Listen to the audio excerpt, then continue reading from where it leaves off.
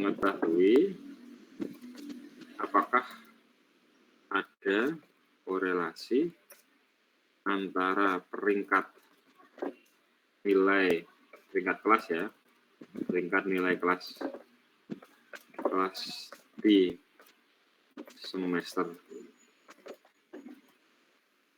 asal itu berkorelasi dengan peringkat di semester genap. Data dari 10 siswa. Siswa misalnya. Siswa adalah sebagai berikut. Nah, ini kita akan masukkan datanya.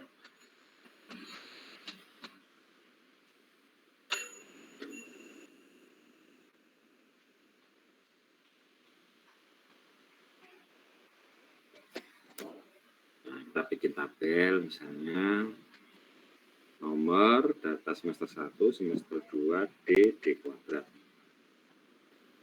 Misalnya seperti ini. Subjeknya ada 10. Ini subjek ya, nomor subjek. Ini saya 1, 2, 3, 4, 5, 6, 7.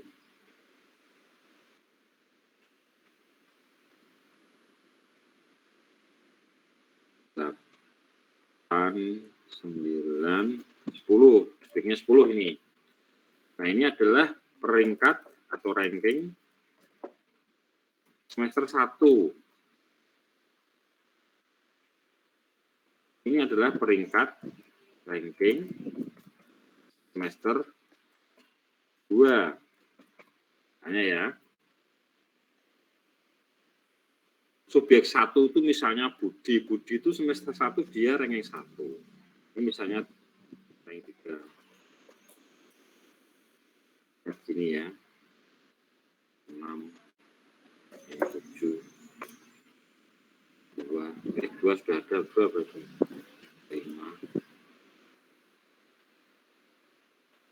9, 10, 4, 1, 2, 3, 4, 5, 6, 7, 8 ya. Nah, ini misalnya ranking semester 1 seperti ini. Tanya ya. Ranking semester 1 seperti ini. Kemudian ranking semester 2, Budi tetap ranking 1 ini. Misalnya ya gini aja, gampang. Nah, misalnya rankingnya seperti ini, misal ya. Setelah. Nah, seperti ini misalnya. Kemudian yang diperlukan apa? Di sini kan ada D ini. D itu kan perbedaan ya. Perbedaan apa? Perbedaan ranking. Berarti di sini D atau delta.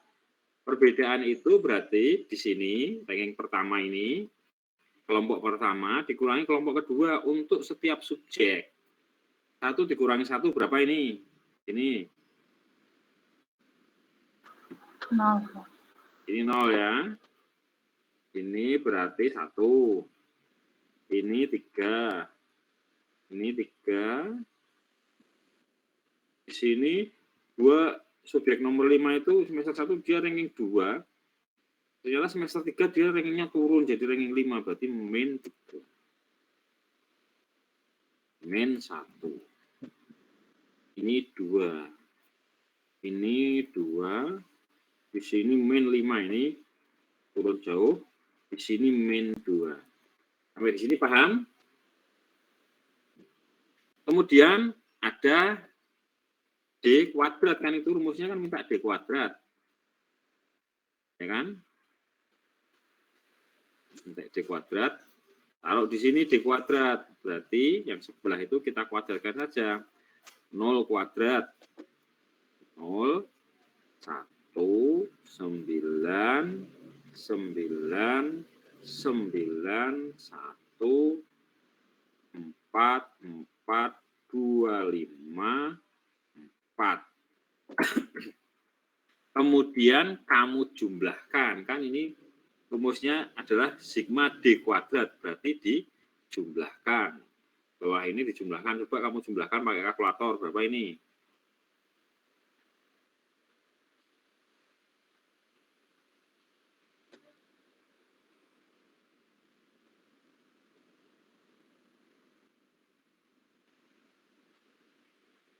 Satu tambah 9, tambah 9, tambah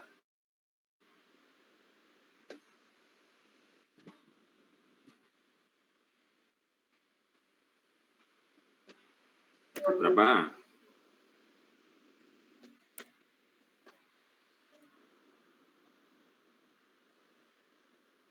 Berapa? Nggak ada yang hitung. 6 ya. Oke. Kita ketemu sigma D-nya itu adalah 6. Sigma D kuadrat itu 66. N-nya itu kan 10. Berarti masukkan aja ke dalam rumus. Sekarang kita masukkan ke rumus, kita hitung. Rho sama dengan, rumusnya apa ini? 1 dikurangi 6 sigma D kuadrat, 1 dikurangi 6 sigma D kuadrat dibagi N kuadrat min 1. Sama dengan 6 kali 66, salah ya, satunya belum ada ini. 1 dikurangi 6 kali 66 dibagi 10, di sini adalah 10 kuadrat dikurangi 1. Sama dengan berapa itu? 6 kali 66 berapa? 6 kali 66. 346. Ya. Dibagi 10. 396. Oke. Dibagi 10 kali 99 berarti 9. Oh, ini satunya belum ada ya. Satunya kelewatan terus. Sama dengan 1 min 990 ya. Ya kan? 99 100 dikurangi 1 kan 99 kali 10 kan 900. Nah, 396 dibagi 990 berapa? 0, berapa? 0,4. 0,4 Pak. 0,4. Berarti ini 0,6. Nah, 0,6 itulah hasil dari korelasi tata jenjang. Pertanyaannya kan signifikan apa tidak? Apa namanya? Korelasi segitu itu menunjukkan bahwa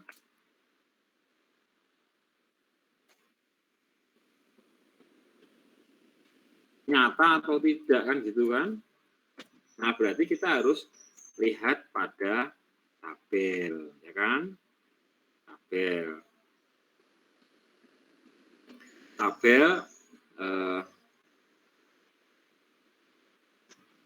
rho, tabel korelasi rho itu ada sendiri. Tabel rho itu ada sendiri. Jadi kita lihat aja tabel rho ya. Tabel, carikan dulu tabel rho. Ini tabel rho. Saya pilihkan yang paling mudah dipahami. Tabel nilai rho.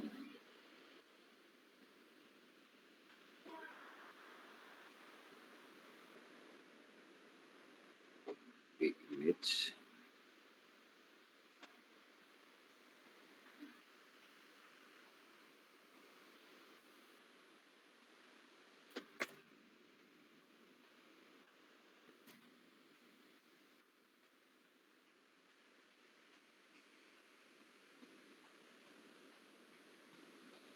Sudah kelihatan di, oh ini bukan ini tabel T ini bukan, sorry ini tabel T, tabel rho beda ya.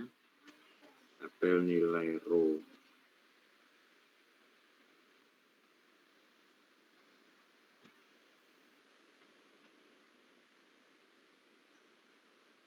Saya carikan.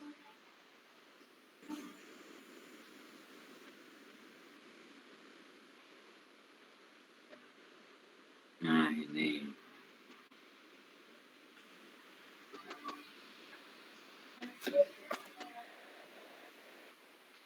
Oke. Perhatikan, di layar sudah kelihatan tabel row-nya? Sudah, Pak. Nah, Pak. tabel row itu yang kolom pertama itu adalah N. Ya kan? Kemudian yang mau kita pakai kan kemarin sudah saya sampaikan kan 0,05 sama 0,01. Jadi yang lainnya diabaikan. Ini saja kolom yang dilihat ini. Nah ini. Ya. Nah, tadi N-nya adalah 10. N 10. Berarti untuk tabel 1% sama dengan berapa ini? N10 itu di sini. 1% adalah 0,747. 745. Yang 5% itu adalah 0,564. Nah, hasil kita tadi adalah 0,6. Sekarang kita bandingkan aturannya sama dengan produk momen, bandingkan dengan yang 1% dulu. Lebih besar apa lebih antara row hitung dengan row tabel 1%? Lebih besar apa lebih kecil? Lebih kecil. Lebih kecil, karena ini 0,7, tabelnya 0,6. Kalau lebih kecil, kita bandingkan dengan yang 5%. Lebih besar apa lebih kecil? Lebih besar. Lebih besar, berarti kita langsung bisa mengambil kesimpulan. Row hitung lebih besar daripada row tabel 5%. Kesimpulannya apa? Kesimpulannya ada korelasi antara apa? Antara ranking di semester 1 dengan ranking di semester 2. Artinya apa? Artinya kalau siswa itu rankingnya bagus di semester 1, dia kemungkinan besar juga akan bagus di semester 2. Sebaliknya, kalau rankingnya itu jelek di semester 1, kemungkinan besar di semester 2 dia juga jelek. Itu berarti korelasinya adalah positif. Ya kan? Kalau naik, ini ikut naik. Tapi kalau dia turun, dia juga akan turun. Itu korelasi yang positif. Sampai di sini ada pertanyaan tidak?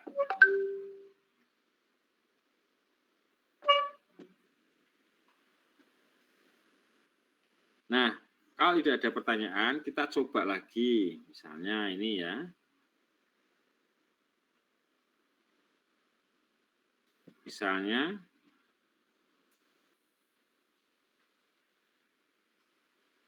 ada soal, kalau tadi kan datanya bentuknya ranking ya. Bagaimana kalau datanya tidak berbentuk ranking, tetapi kita diminta untuk meranking? Kelihatan di layar?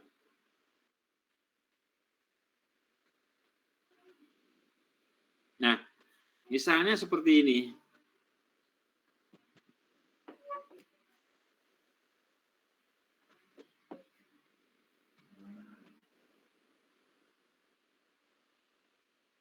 Bentar.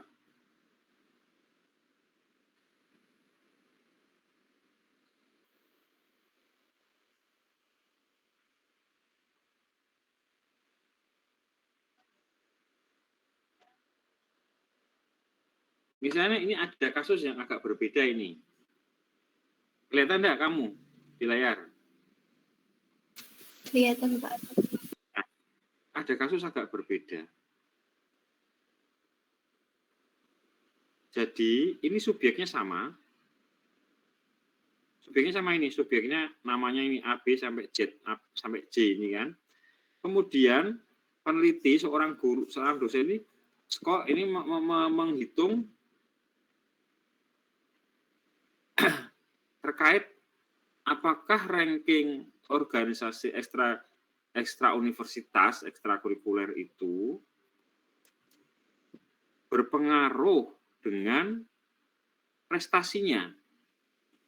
Sebenarnya kalau seperti ini kita bisa saja langsung mengkorelasikan dengan menggunakan produk momen. Bisa enggak? Bisa. Tetapi kadang-kadang kita ingin coba di ranking. Kalau di ranking bagaimana ya? Kalau di ranking misalnya. Nah, kalau mau di ranking maka kita akan mengkorelasikan antara ranking di aktif organisasi dengan ranking di prestasi. Apakah kalau mereka itu rankingnya bagus di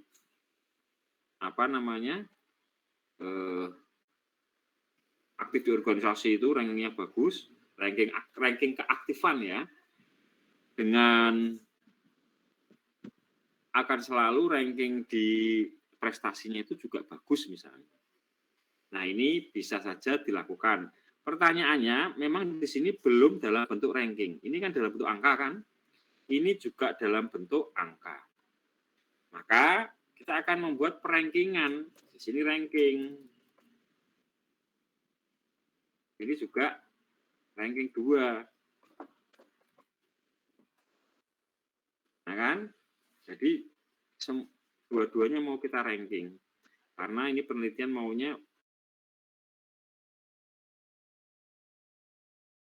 satu siapa, kemudian prestasinya di ranking juga misalnya. Nah, berarti kita akan membuat perankingan. Ini kita akan ngisi di sini. Rankingnya kalau skornya tinggi berarti rankingnya ranking 1, skornya paling tinggi ranking 1, skornya paling rendah ya berarti ranking terakhir. Nah, kita lihat di sini yang paling tinggi nilainya adalah 44, berarti di sini adalah ranking 1. Ranking 2 mana ini? 43. Ranking 3 mana? 42. 42. Ranking 4? 40. Ranking 5? Ranking 6? Salah. Ranking 6 sini.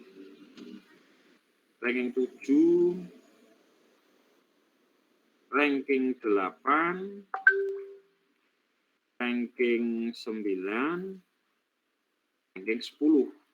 Nah, sudah ya. Nah, ini sudah ada rankingnya. Ranking keaktifan dalam organisasi. Yang paling aktif itu subjek D ini, nomor 4 ini. Dia ranking 1 karena nilai keaktifannya adalah 44. Yang paling tidak aktif adalah subjek E, nomor 5. Dia skornya 35, dia ranking 10. Nah, sekarang ranking prestasi. Kita isi juga yang paling tinggi berapa ini di sini. Yang paling tinggi adalah 65, berarti di sini ranking 1. Ranking 2, 60. Ranking 3, 62 ada enggak? 62. 62 tidak ada, berarti ini ranking 3. Ranking 4 ya. 4, ranking 5, 59. Ranking 6 di bawah 59 ada enggak ini? 55 ya. Ranking 6, ranking 7 52. Ranking 8 50. Ranking 9 47. Ranking 10. Nah, sudah kan? Sampai di sini paham ya? Jadi ini dibuat ranking ya, bikin ranking sendiri. Kemudian kita akan kalau sudah kan ini kan mau mencari korelasi ranking di prestasi dengan ranking di keaktifan. Berarti di sini D. Kemudian di sini adalah D kuadrat. Ini kan. Nah, sekarang subjek nomor 1 Andi A. Perbedaan rankingnya berapa ini? Min 5 kan? Dari 8 dia Jadi 3. Jadi ini peristiwanya bareng. Kalau tadi semester 1 sama semester 2. Kalau ini peristiwanya bareng. Kemudian di sini adalah min 6. Di sini adalah 3. Di sini di sini min 7. Di sini 9.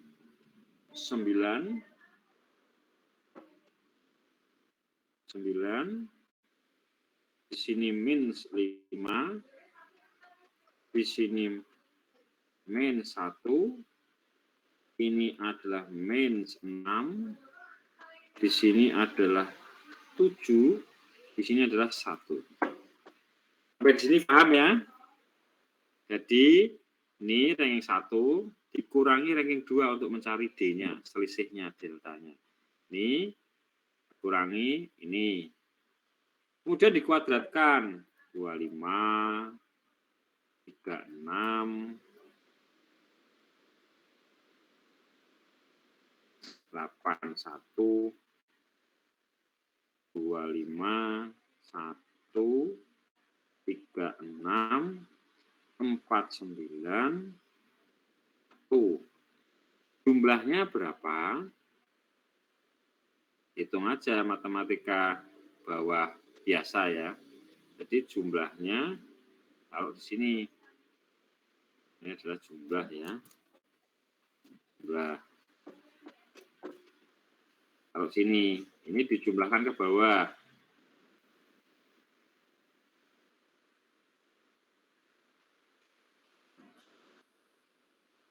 Misalnya saya jumlahkan dulu, kamu jumlahkan ya tidak apa-apa. 312. Jumlahnya adalah 312. Oke, sampai di sini ya. Berarti kita sudah menemukan D kuadrat. N-nya 10. Nah, sudah menemukan kan? Tinggal dimasukkan ke dalam rumus rho seperti tadi. Rho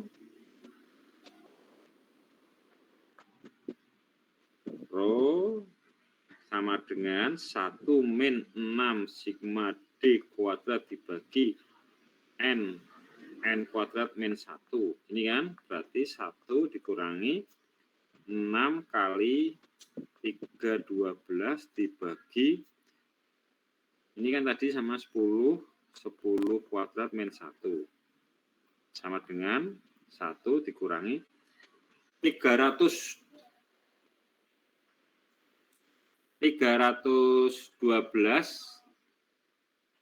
kali 6 berapa?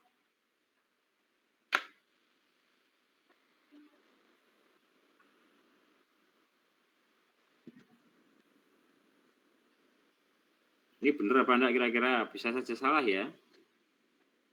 Bisa saja salah. Jadi kalau salah ya nanti kita betulkan.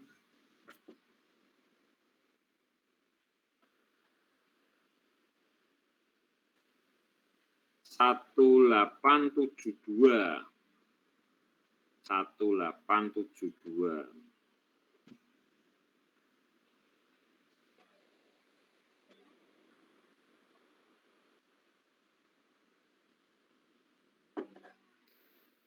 Satu 872 dibagi 990 sama dengan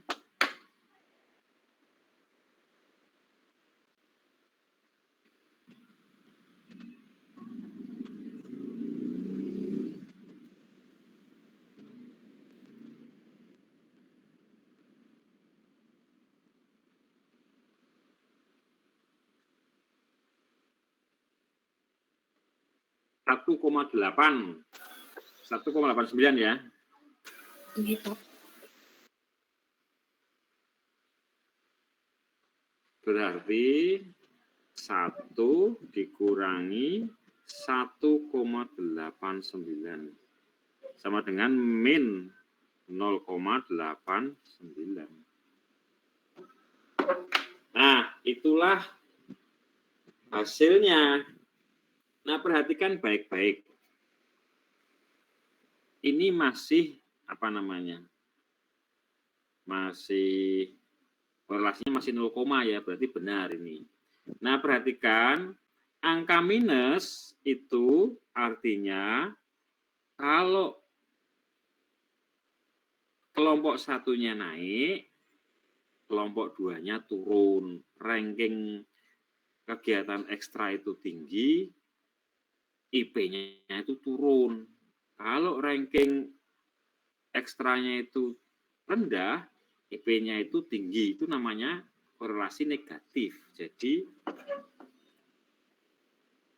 ranking satunya itu dia naik, misalnya dia bagus di keaktifan, ternyata ranking 2-nya dia jelek di IP, di nilai prestasi. Sebaliknya kalau ininya jelek, nilainya itu bagus. Nah, kita lihat tabelnya tadi sama dengan yang tadi ya, bahwa 0,745 sama 0,564. Jadi, row tabel 1%, 0,754. 5% itu apa ini? 564. 0,564. 745 ini. Nah, sekarang kita bandingkan. Angka minus tidak usah kamu pedulikan. Ya. Minus itu tidak usah. Ya, pokoknya dianggapnya positif. Minus itu hanya menunjukkan arahnya saja. Arah korelasi. Nah, Anda perhatikan kalau seperti ini, berarti R hitung lebih tinggi dari R tabel 1%. Ya kan? Artinya korelasinya negatif signifikan. Maksudnya apa ini? Ada korelasi yang negatif signifikan antara ranking keaktifan organisasi dengan ranking prestasi belajar. Artinya makin dia aktif di organisasi, prestasinya makin turun. Makin tidak aktif di organisasi, prestasinya makin bagus, makin naik. Itu kalau berdasarkan data ini. Sampai di sini ada pertanyaan tidak?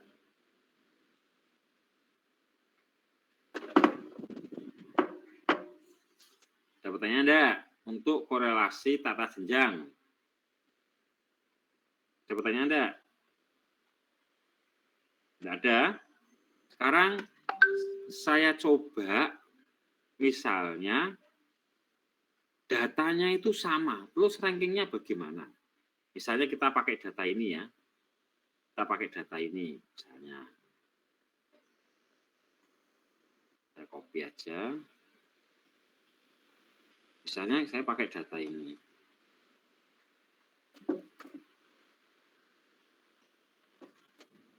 Nah, ini kan. Nah, misalnya datanya adalah di sini itu juga 44. Kemudian ini adalah 39. Ini juga misalnya adalah 65. Di sini ada 59. Di sini ada misalnya 59. Nah, terus rankingnya bagaimana ini? Nilainya sama. Ya kan? Ada yang nilainya sama, itu ini ada ini, saya kasih warna yang berbeda. Ya kan? Subjek nomor 4, subjek D dengan F itu nilainya sama, 44. Kemudian subjek E dan J juga sama, yaitu 39. Nah, sekarang rankingnya bagaimana?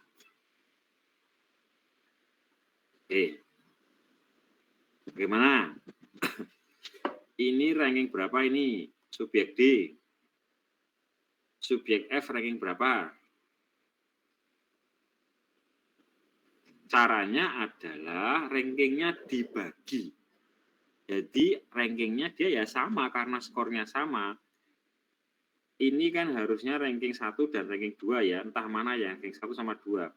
Berarti 1 tambah 2 dibagi 2. Ini adalah rankingnya 1,5. Ini juga 1,5. Bar dia rankingnya. Lalu kemudian sini 42 jadi ranking berapa? 42 jadi ranking 3. Ranking 4. Sama ini kan. Ranking 5. Nah, sekarang masalah lagi. Karena setelah ranking 5, ranking 6 itu ada 2, yaitu yang skornya 39. Ada 2, berarti ranking 6 dan 7 ini. Ranking 6 dan 7. Mana yang ranking 6, mana yang ranking 7? Tidak bisa. Berarti 6 tambah 7 bagi 2. Berarti 6,5. Ini juga rankingnya 6,5. Ini ranking 6, ranking 7, 6,5 kan? Berarti di bawahnya adalah ranking 8. 8, 9, 10. Gini. Sampai di sini ada pertanyaan tidak? Sudah ya, paham ya? Yang sini juga sama caranya. Mana yang paling tinggi ini? Yang paling tinggi 65 ada 2, berarti 1,5. Kalau ada 3, misalnya ada 3 ya. Ada 3. Ada 2 kan sudah tahu nih. Ada 3, misalnya ini juga 65. Jadi yang 65 ini ada 1, 2, 3. Bisa enggak tahu nilainya sama? Bisa, IP kan bisa sama ya. Nah ini kan harus paling tinggi nilainya adalah 65. Tapi 65 ini ada 3 orang, subjek pertama, subjek ketiga atau C, subjek kelima atau E. Berarti ini harusnya ranking 1, 2, 3, karena ada 3 yang sama. 1, 2, 3. 1 tambah 2 tambah 3 dibagi 3. Ranking 1 tambah ranking 2 tambah ranking 3 dibagi 3. Berarti 6 bagi 3. Berarti ini semuanya ranking 2. Oke, gitu kan. 1, 2, 3. Sekarang kita mencari ranking 4. Ini ranking 4. Ranking 5, mana ranking 5? Nah, ranking 5 ternyata ada 3 lagi. Ini 59 ada 3. Jadi ranking 5, ranking 6, ranking 7 itu ternyata ada 3 orang. Yang warnanya biru ini ya. Saya kasih garis.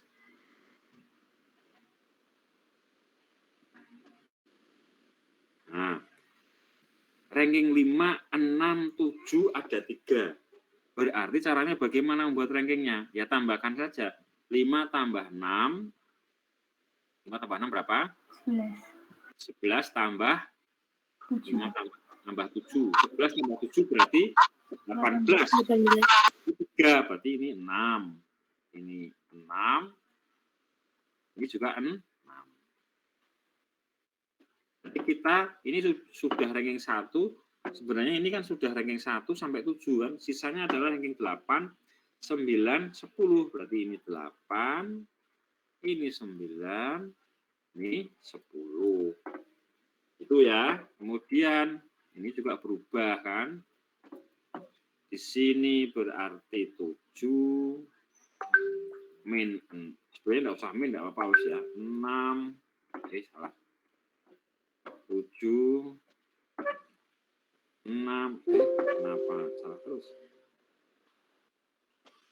6, 6, ini 4,5, 8, 6,5, 1, 2,5, ini 0,5. Kemudian dikuadratkan di sini. Biasa 49, 36, 36, 64, 1, 36, 0,25. 2,5 kuadrat itu berapa toh? 6,25 ya. Kemudian 6,5 kuadrat itu berapa? 4 kuadrat, kemudian dijumlahkan. Taruh di sini. Setelah itu baru dilakukan penghitungan menggunakan rumus tadi itu, rumus ini kan.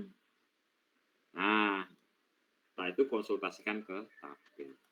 Sampai di sini ada pertanyaan tidak? Ada pertanyaan tidak? Dah ya. Nah, bagian terakhir adalah ini yang dulu pernah saya skip, saya tunda, yaitu uji T. Ini kelompok uji T sebenarnya, ingat ya, uji T itu kan ada 3. Uji T itu uji perbedaan rata antar 2 kelompok. Uji T itu kan ada 3 ya. Uji T independent sampel atau sampelnya itu 2 sampel. Ini toh. Kemudian uji T sampel berpasangan. Sampel ini biasanya adalah pre-post. Kalau ini kelompok 1, kelompok 2. Kemudian yang ketiga ini 1, 2, 3. Uji T untuk sampel berkorelasi. Kenapa kok ada uji T sampel berkorelasi? Perhatikan ya. Saya jelaskan. Jadi, kadang-kadang kita itu ketika mau membuat eksperimen, misalnya ya, eksperimen tentang matematika. Maksudnya bagaimana? Jadi seorang guru itu ingin melakukan pelatihan matematika bagi siswanya. Ya kan? Tujuan dari guru itu apa? Dia ingin mengetahui apakah siswa itu nilai matematikanya itu naik setelah ikut pelatihan. Ya kan? Setelah dilatih matematika seminggu, kemudian dites, antara pre dan post itu ternyata berbeda. Yang post setelah pelatihan itu nilai matematikanya itu naik. Ya kan? Karena pre dan post.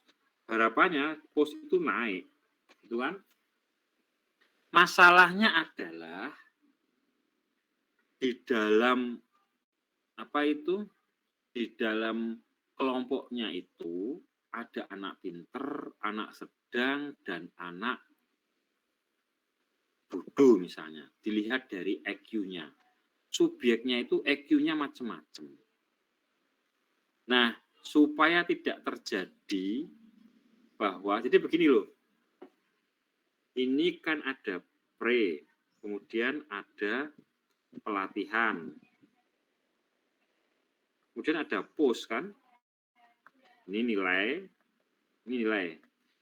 Harapannya di sini itu nilainya naik setelah dapat, misalnya di sini nilai 4, 5, 6, di sini langsung dia jadi 7, 8, 9. Kan terjadi kenaikan nilai setelah pelatihan.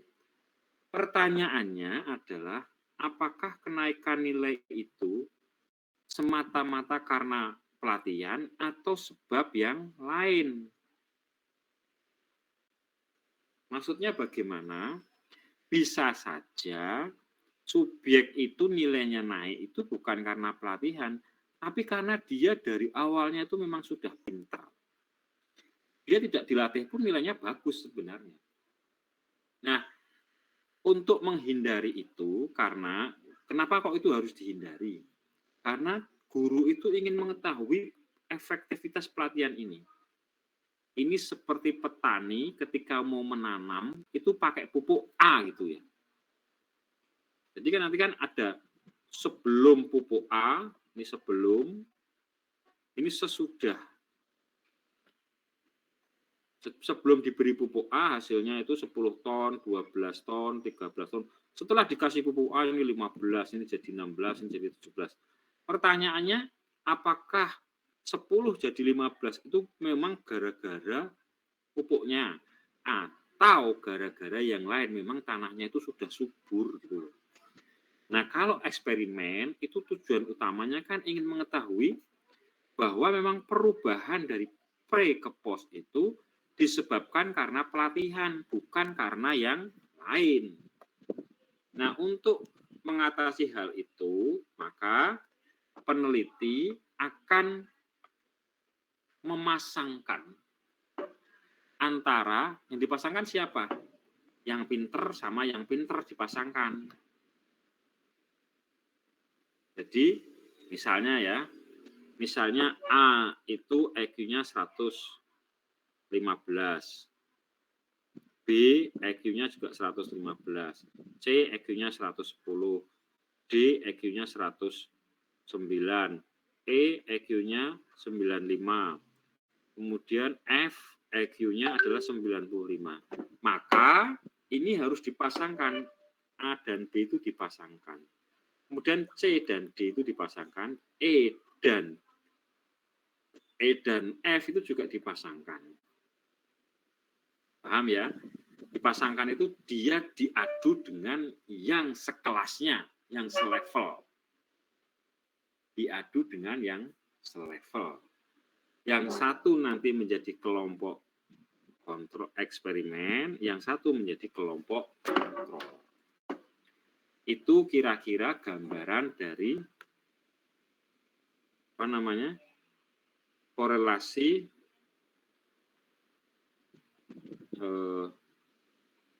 sampel berkorelasi, uji tes sampel berkorelasi. Jadi nanti kita akan punya dua kelompok ini kan, akan punya dua kelompok. Rumusnya ini. Kita lanjutkan minggu depan untuk uji tes sampel berkorelasi karena ini agak panjang dan pemahamannya harus clear itu loh. Sampai di sini ada komentar tidak? Jadi yang korelasi sudah selesai ya. Produk momen sudah, tata jenjang sudah. Ada pertanyaan tidak?